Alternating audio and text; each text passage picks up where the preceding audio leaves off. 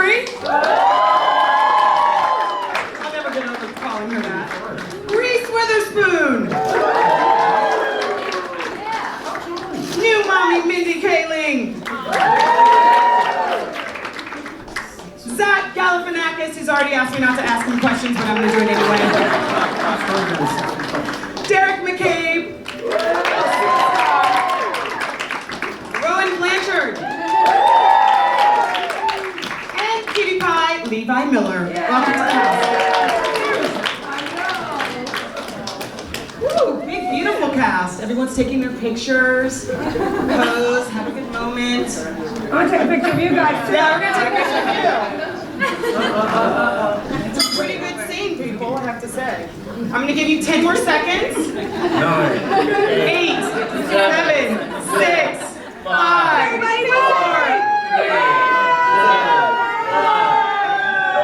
2, and action. All right, everyone take your seats. Here we go. What a beautiful cast, led by Ava DuVernay. I want to talk to Jennifer Lee real quick, who is a female writer-director who adapted Wrinkle in Time for this film. One female writer-director with another female writer-director. How did that go down? What was the first meeting like? Oh no, it was fantastic. Actually, I had daydreamed of Ava directing this and never imagined. She walked in and I said, really, because her incredible evocative storytelling, emotional storytelling, and what this film needed. Because this is a journey across the universe. At the heart of it is a family story and an empowering young girl. And Ava walked in, and she was so gracious and kind to me, and embraced me in the process with her. And so I'm very grateful. So right away I was smitten. So I'll follow you anywhere. Jennifer Lee made Frozen, just in case this isn't clear. So she's a legend in our midst.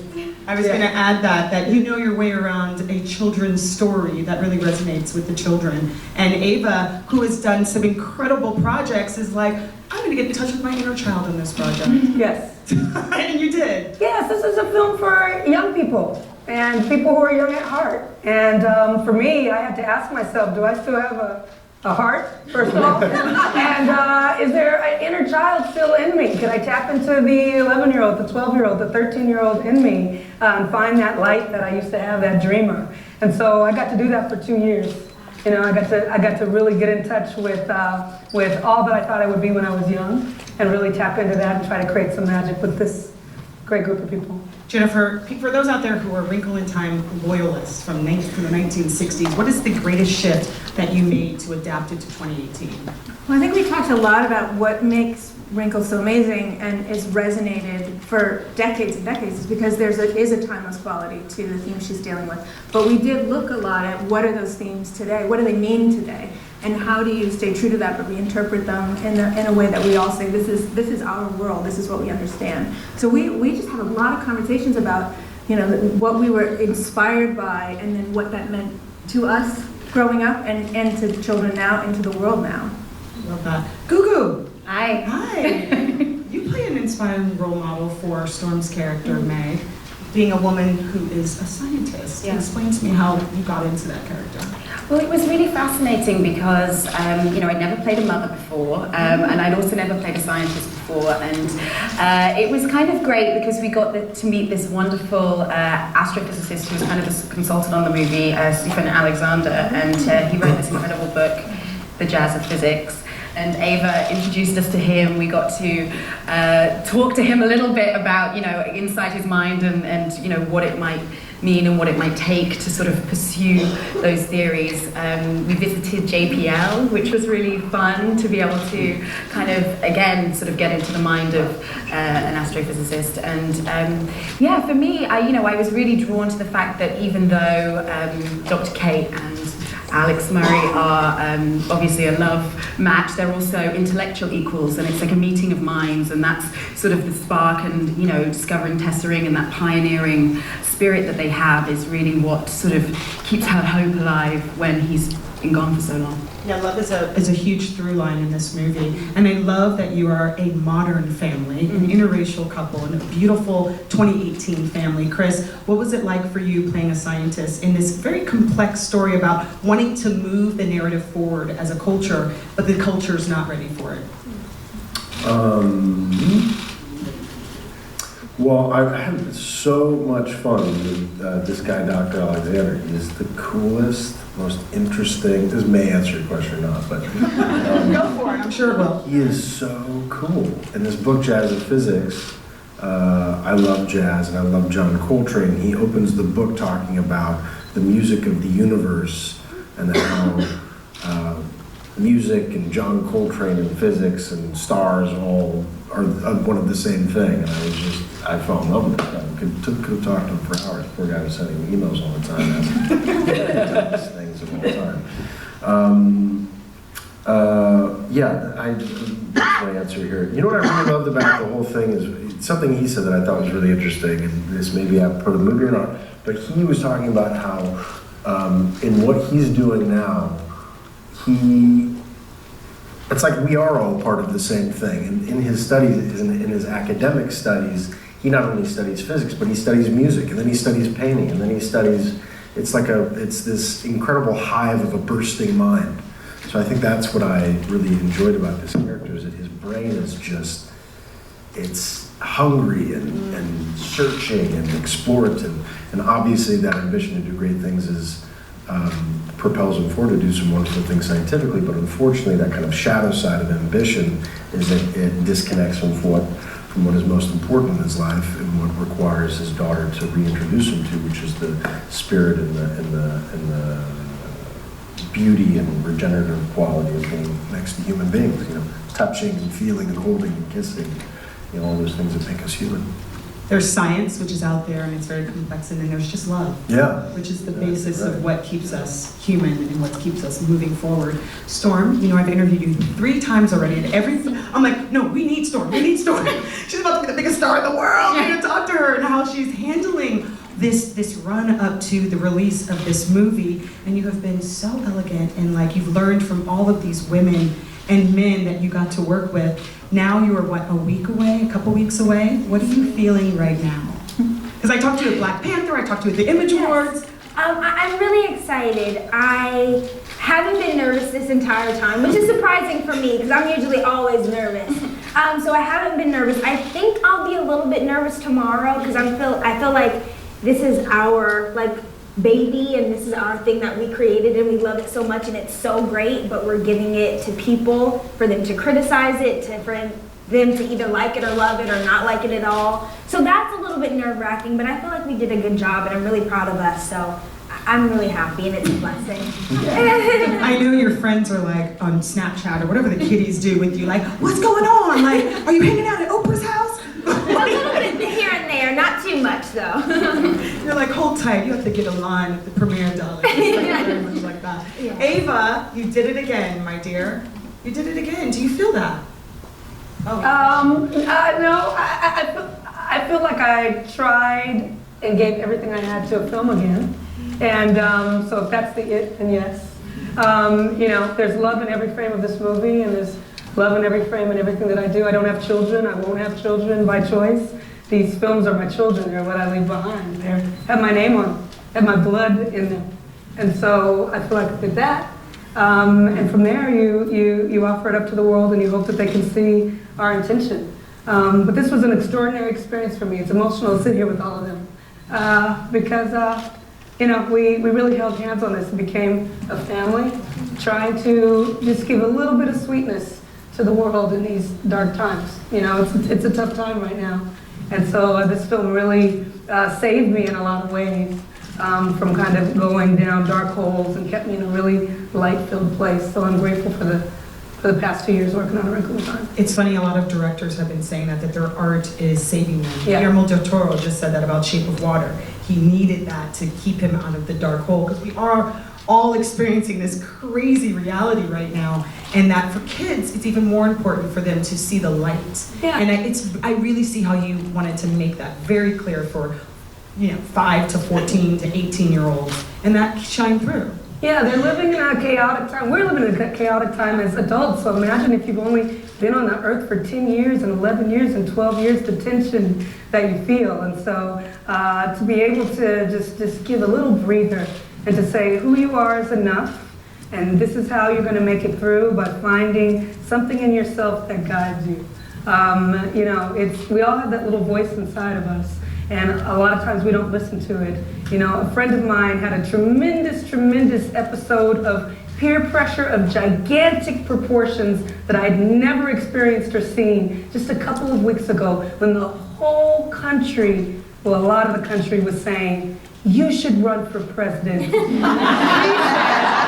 What friend was that, Ava? she said, y'all, the voice inside of me says, I am not your president. I can do good in the world in a different way. But a tremendous amount. Like, I probably would have even said, if everybody thinks I should, I'm gonna give it a try.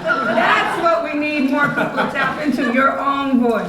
So you're saying your friend does not succumb to peer pressure. She's the strongest I've ever met. Strong black female magic is what we're talking about.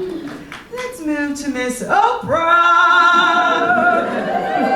Because when else am I going to be able to say that? Hello. Hi. I mean, the role was absolutely perfectly tailored to you, Mrs. Witch. It's like art. What is it called? Art imitating life? Mm-hmm. Did you feel that when you were playing the character? Yes, I did. As a matter of fact, I actually did. No, you all have heard me say this before, and it's so true. Ava and I are like talking on the phone, and when she went to New Zealand and posted pictures of scouting for New Zealand, I had been in New Zealand the year before, in Auckland, and did not get to the South Island. And I had wanted to do that. And so wanted to do that. Everybody said, if you didn't get to the South Island, you haven't really seen New Zealand. So when I heard that she was going to be filming in New Zealand, I said to you, I'm going. I'm just gonna go. And she goes, what do you mean go? I'm just gonna go hang out with you for however long it takes. I'm gonna block it on my schedule. I'm gonna be there. I'm gonna watch you shoot and say, action. And, because I can. You can do it like, you got it like that.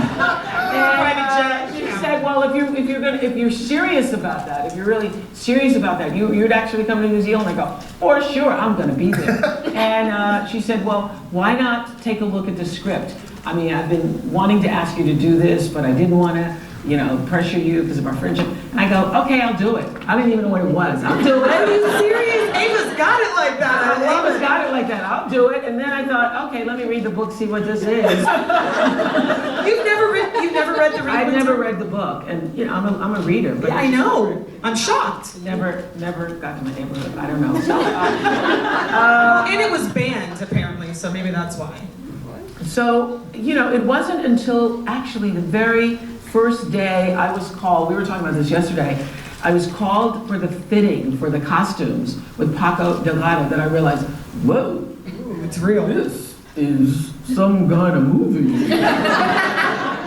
I get to be in full drag. And then the first day on the wires, I went, this is really some kind of movie. What kind of movie is this that she had, just came up out of the imagination? So it has been the word delight, when you look up the word delight, there is my picture being in this film. The whole process has just been one big delight. I love that. And Reese, your character in the movie says, well, Mrs. Wade, she knows everything. And so she does. It was perfect. Hi, Reese. Hi, how are you? You are sassy in this movie. Tell me about playing your character. Well, just being in the movie, I had a version of Oprah's story too, where my agent called me and said, Ava DuVernay wants you to be in a movie. I was, yes! Great, where do I show up? How do I get? And they're like, oh, no, she has to take a meeting. I was like, oh, okay, I have to take a meeting. Oh, yeah, sorry. And so I sat across from her. I was like, really? You want me? And it was really, it's very flattering to be chosen to be part of Ava's movies because she doesn't just make a movie, she makes an experience for everyone. She cares about what happens in front of the camera and she cares about what happens behind the camera. And everybody feels like they are important, special, honored, valued for their contributions. And I feel like this was a masterclass in how to be, a very thoughtful filmmaker and a real visionary in so many ways. So it was a privilege and an honor, and I got to be this amazing celestial person who hangs out with Oprah and Mindy all day.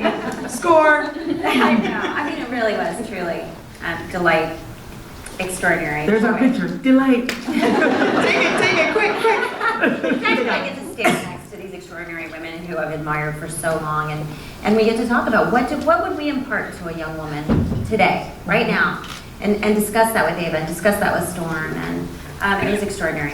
Really a beautiful experience. It's amazing how everything seems to be falling right in time. Your series on HBO fell at the perfect time. This movie is at the perfect time, and during Women's Month is when it's going to be released. So like this female empowerment is hitting a shift right now. It's hitting a pinnacle that is so beautiful to see, and I don't think it's going anywhere. Like it's just going to stay at the peak.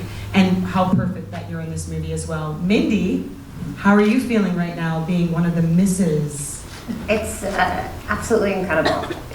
I can't believe that I was selected to do this. It's such an honor, and to act with all these incredible actors. I mean, I'm a sitcom actress, and Ava saw something in me, and we actually met at a party. It was for Malala, and Ava, Malala, and I were the only 3 women of color at this big party. Wow. And after I finished talking to Malala was seated to my left, and Ava was seated over there. And once I finished talking to Malala, I was like, I really want to talk to Ava.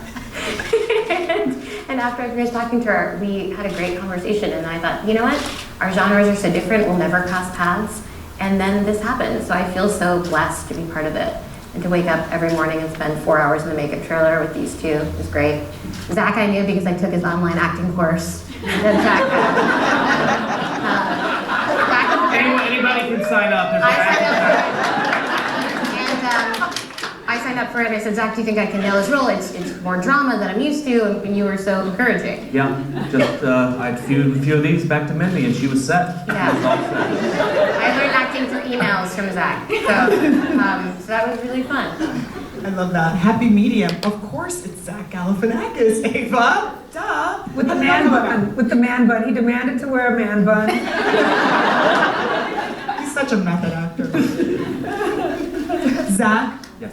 tell me about how you got on board with A Wrinkle in Time. Ava wanted to have lunch or dinner, and I said, "Who's paying?" Who paid? I think Ava paid. I did. Did you have sushi? I want to know more details. I probably, I don't know what, I probably had something. I only eat healthy in front of people. But I probably left the meeting and then went to a drive-thru and got a deep fried pizza or something. But, I don't remember what we ate, but I'm sure it was healthy. And I had seen the documentary that Ava had done, and that alone was enough. You know, you can kind of see people in their work, and you see it in their work. And I was kind of I think if you played the game, which one doesn't belong here? I feel like that sometimes when I get hired. But Ava and all the people here were very gracious, and I think when you're a stand-up comic, you kind of have sometimes not a chip on your shoulder, but you don't feel like that's where I come from, and to be involved in such a big movie like this is it makes me I feel real proud. I felt that, man. Yeah. What I thought of when I saw you, I was like, huh? Oh, yeah. And that you were going to move and it's going to open you up to other roles. And I'm done with Hollywood. no, we're not letting you go. This is my swan song. We're not letting you go.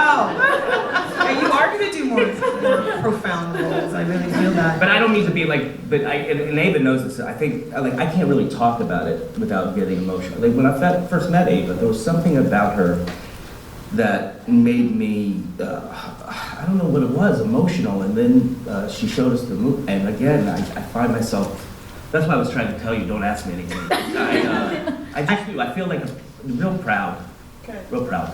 You talked about what was so poignant to me when you first saw the film was talking about boys seeing the film And you know, because we talk a lot about girls seeing the film, but he was the first person who said, you know, this is something for boys too. Boys need to be able to see themselves be vulnerable and themselves be able to follow a girl and just not always have to be macho. And yeah. I think it's good because it's nice for young boys, young men even, to see that it is okay to have a sensitive side of you. I think when young boys in this climate, they're seen as sensitive and they're made fun of, but that doesn't mean they're not, that means they're stronger to me. And I wish we would just kind of change that.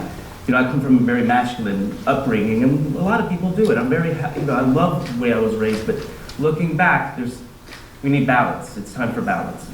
I think we're gonna get it. I think that's what the happy medium is. Yes. And that's why you were so perfectly cast, right? You're so hyper masculine. And I think Josh Gad would have been better, but. Not today, buddy, not today. Let's go to you, Derek McCabe. First of all, welcome to your first. You smashed your role, sir. And for Ava to search all over the world for your character, and you were the one that won, how did you even process that before you started filming? Well, the first thing that she told me when we started rehearsals, she said, I had 7 casting directors all over the world, and the person that we picked is just around the corner. And I said, well, tell those casting directors that they did a good job. I see why he won the party, stinking cute, okay? Good job. Are you a Burbank kid? Where are you from? I'm from Burbank. Oh, I totally guessed. Wow. You really were That's right. why the IKEA in Burbank. You were incredible working with Storm. What was that like on your first film with cameras pointing at you from every angle? Ava put us to a test during rehearsals. We were in a hallway, and I was with Levi and Storm, and she made us walk down and say our lines and pretend no one was watching. And I was like, that was easy, and she's like, You're like, I can do this Hollywood stuff. Hollywood. I see a very bright future. Do you already have scripts at your house waiting for you and next gig? No, this is all about Wrinkle in Time right now. Yes, wait until the world sees you. Trust. World, you should see it. Well, congratulations. Thank you. Okay, on to Rowan Blanchard. Hi. Hi. You were a mean girl. I was a bully. Yeah, I sort of, when I found out about the project, I kind of put it into the universe that I just wanted to be a part of it in any capacity. And I ended up playing my first mean girl role, which was really exciting. But I guess it was also sort of interesting because I think as teen girls, we sort of get very basic and one-dimensional representations of ourselves on screen. And so it was interesting that this story that was about, a bully and this girl, Storm, or Meg, it became a story about female friendship, I think. And that comes across during the whole film. And sort of what's hiding behind a bully or behind pain. Yeah. It always is a little pain behind when bullies are trying to affect, their hate on other people. It's because they're feeling it. It's because they're hurting inside.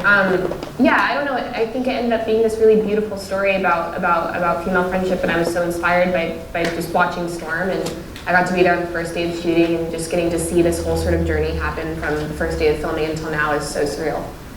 Congratulations. And you're friends now, right? Yeah. I feel so far away from her right now. That's awesome. Hi, Levi. Hi.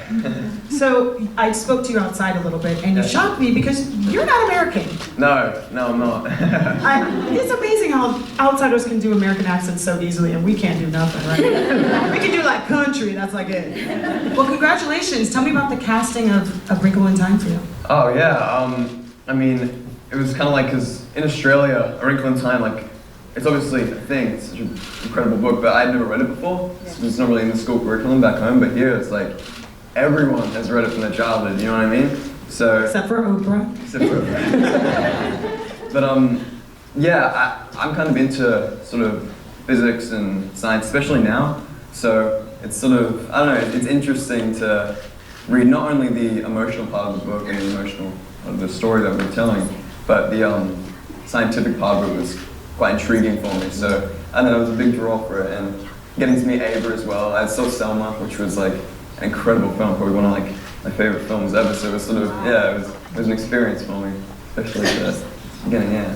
Ava and I were talking about earlier that it's a female lead who says, trust me, and you have to follow her, or you choose to follow her. It's very different than any movies that we've seen, especially as a young person. What was it like for you? Did that open your mind up to the possibilities that women could absolutely lead and rule? Yeah, I have two older sisters, so it's you've been there, done that. Yeah, so I sort of growing up in like knowing, you know, and I like just like sort of my childhood was always looking up to women, and so sort of like as I've grown up. But yeah, Ava and I were talking about it at the start too, as Zach was saying, sort of like the, you know, toxic masculinity, especially like nowadays, it's sort of rampant in society. So I think, yeah, it's a very special story and something that everyone needs to know. So, yeah. Agreed. Agreed. Thank you so much. I'm going to open the floor up to questions. Right here. Right here. Hi. Hi. I have a question for both Ava and Oprah, because you guys have worked on several. Hi, Lauren Jones, right here to the right here. Okay, there. Hello, with the LA Sentinel. I wanted to just ask, what's different about this project as opposed to some of the other ones that you've collaborated about? Not just the script, obviously, and the cast, but just in terms of the process with working and kind of how you arrived to this point. Well, first of all, you have Disney money.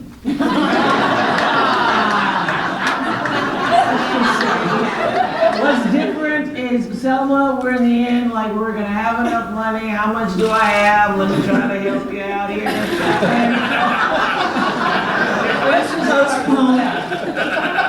We got the Disney machine, and that's why, one of the reasons why this is so exciting, that Ava DuVernay is at the helm of that. And I've said this before, one of the, it makes me well inside, fills my heart every time I think about Ava and her dreads and her sneakers and these big cranes and all of these men running around taking direction from her. And to see her be the master of that, to orchestrate all of that was powerful and inspiring. And it touches, I think, the part of us that recognizes, oh yeah, we can do that, we've always been able to do that. And I was just so proud to be associated with her and her ability to make this film possible. So that's what was different. I was with her on a film where literally we had one day to shoot everybody coming across the bridge in Selma. You gotta get it before it rains, and if it rains, you're not gonna get it, and you don't have enough money to try it again. So, big difference. Look at Ava's face. Do you have any thoughts on that? No, I think that's Next question. Over here. Hi, my name is Maverick. I'm from SoCal Thrills. This question's actually for Rowan. So you played Riley Matthews, obviously, in Girl Meets World, and in one of the episodes you actually were subject to bullying. Mm-hmm. Now you're on the flip side of that. So can you kind of compare the two roles and how they kind of fit in with the whole bullying kind of scene? Sure. Well, I think whenever just from watching movies growing up, I always looked at bullies as very one-dimensional characters, especially girl bullies. It's, you know, it's very stereotypical that girls catfight, or that girls fight over stupid things, and that girls hate each other. And so I was sort of interested in approaching Veronica and Meg's relationship in a way where I was able to sort of recognize kind of the complexities of what it means to be the bully. And also, it's so much more intricate than that. It's so much more deep and layered than just a bully and a victim. There's reasons why, and I think especially between women, especially between young women, there's so much competition that's bred outside of their relationships interpersonally. So I was just sort of interested in exploring that and the reasons why she was bullying, and yeah. Great. Next question. Hi, Mario from Mexico. One of the part of the heart of the movie is the relationship between the daughter and the father. So I don't know if you, Chris, or the director or the writer, can talk a little bit about it, because it's so powerful. This is this kind of relationship is unique. She's a daddy's girl. Do you guys want to talk about the relationship between? Yeah, I really, of course, my dad hasn't been missing for 4 years, so I didn't really know how to really translate that at first, but I really had to just tell myself that I had to step in Meg's shoes with all the situations she's going through, because thankfully I'm not getting bullied, and my dad isn't missing, and I'm not going through the things that Meg is going through. So when I did step in her shoes, and then knowing that, relating back to my life and my relationship with my dad, and me and my dad are very close, and kind of thinking about him being missing for 4 years really helped me bridge the gap of like how I would feel and how I would go through that. So that really helped, and then working with him and seeing how focused and how intense and how I felt the connection, and I felt like the pain and the love through that when I was working with Mr. Chris was really helpful as well. So it really helped working with you, and then kind of just becoming Meg and putting myself in that situation. You know we're going to call you Mr. Chris. But I am a full-blown daddy's girl, and daughters, we get our worth from our fathers initially. It's the first man we fall in love with. So can you speak? Working with young adults is a wonderful opportunity for an actor because the BS meter is so sharp. I remember working with a kid, and the moment I said something he didn't believe, he just walked off camera. Nope, don't believe it. So I think that was a wonderful opportunity for me to, as actors, you build a bunch of kind of tricks that are very, if you get lazy, you can start throwing them out. If you work with a kid, they just do like a metronome. They just keep you right there, right there. So that was lovely working with her because she's such an authentic human and such an authentic actress. And I think, too, one of the great themes about this film that I love is this idea of reparenting, is that I think as kids were taught that there's some sort of hierarchical structure where adults are, by virtue of their age, smarter than we as children are, where we forget that a lot of dumb kids grow up to be dumb adults. And there is also a beautiful look at what's happening in the world. So true. But there is a kernel of beautiful, pure, like, there's this big verb now, they want to harden schools, like the NRA is saying, hardening schools. And it's a really interesting verb, harden. You want to make the most beautiful, supple creatures on the planet, children. You want to harden? You want to harden that? I mean, what are you talking about? The beautiful thing about this piece is that you have a man that has become so rigid and structured and needy of getting the validation of his community, and he's so hard that he forgets the most beautiful thing on the planet, this beautiful, supple, blooming flower of a gorgeous daughter that he has, and he forgets that that's the prize. There is no other prize. There's no property or money or, because none of that stuff matters. It's this. So that moment when they meet, that's like I think the man finding his young inner child and remembering everything that's beautiful about being a human. So, yeah. Like he's reunited with himself. Yeah. Have a question? Hi, Shamika Sanders from HelloBeautiful.com. First things first, thank you for taking us on a magical journey with this film, Ava. And also, you talked about tapping into your childhood, and you tasked us with tapping into our childhood. I'm interested to know, for you, Oprah, Minnie Gugu, what was a childhood fantasy that you acted out as an adult? Who wants to start that one? I mean, I think it's this life that we get to live as actors. We get to play. And I think for me, certainly, acting and performing, dancing, telling stories was something I did for fun, and I got to make my hobby my job. And now, you know, we get to play, and it's let's pretend. That was always my childhood fantasy, you know, what are we going to play today? And I feel like, you know, making movies, you get to show up on set and pretend and play and, you know, have all these playmates. Also, I was an only child, so I didn't have any playmates at home. Lots of characters. So I get my playmates and my siblings from this wonderful job we get to do. So I loved science fiction and fantasy growing up, but it was a genre that largely did not love me back. I never saw any representation of like a dark-skinned Indian woman, Indian girl, anybody, in anything that I saw. And it's a really peculiar thing when you grow up loving something that shows you no love back. It's such a pure love because you're not getting anything from it. And to be part of this movie and to be, and I broke out in TV, which is so welcoming to me, and comedy, which is so welcoming to me, but to be part of this and to be on a green screen stage in harnesses because you're doing a science fiction fantasy movie, it's so fun because I finally feel welcomed with open arms to something that has ignored me completely.